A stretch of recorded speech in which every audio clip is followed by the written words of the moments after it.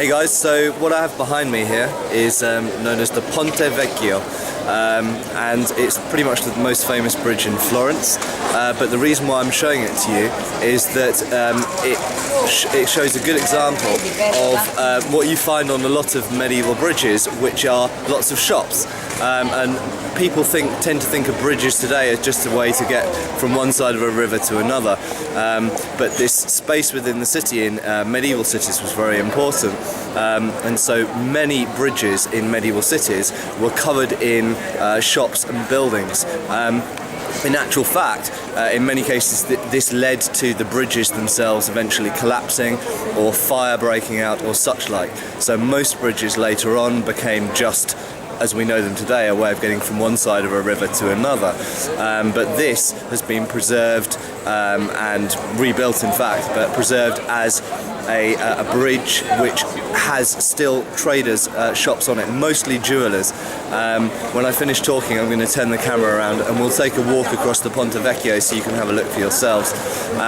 It's very busy, it's one of the most popular places to visit and walk across in Florence, so there'll be lots of people, so I might have to hold the camera up, but it should be fun, okay? So I'll give you a look at the Ponte Vecchio. I should also lastly mention that London Bridge, looking at old pictures, London Bridge used to look quite like the Ponte Vecchio. It used to be covered in shops and buildings, but the old London Bridge fell down, as in the song, started falling down, and what's there today is completely replaced and is just a bridge to get from one side to the other. But many medieval cities had bridges like this one we're going to see now, so it'll give you a good idea of another aspect of what medieval cities actually looked like. Okay, now I'm turning the camera around, here we go.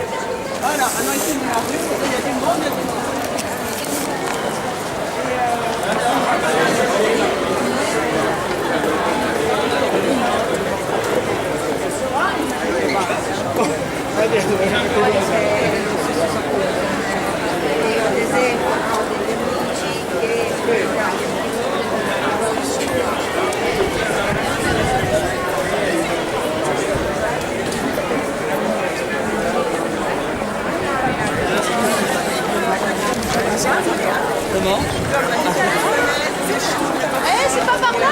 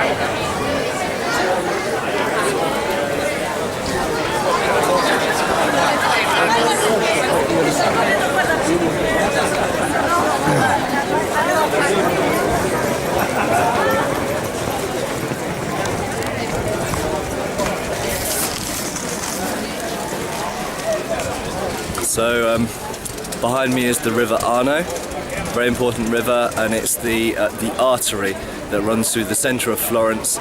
Obviously most medieval cities were centred on a river, because rivers were the highways of medieval Europe. They were the ways of getting goods and people over long distances with a minimal amount of effort. You could load huge amounts of stock onto a barge, onto a boat, and sail it from one city to another, much easier than moving over land.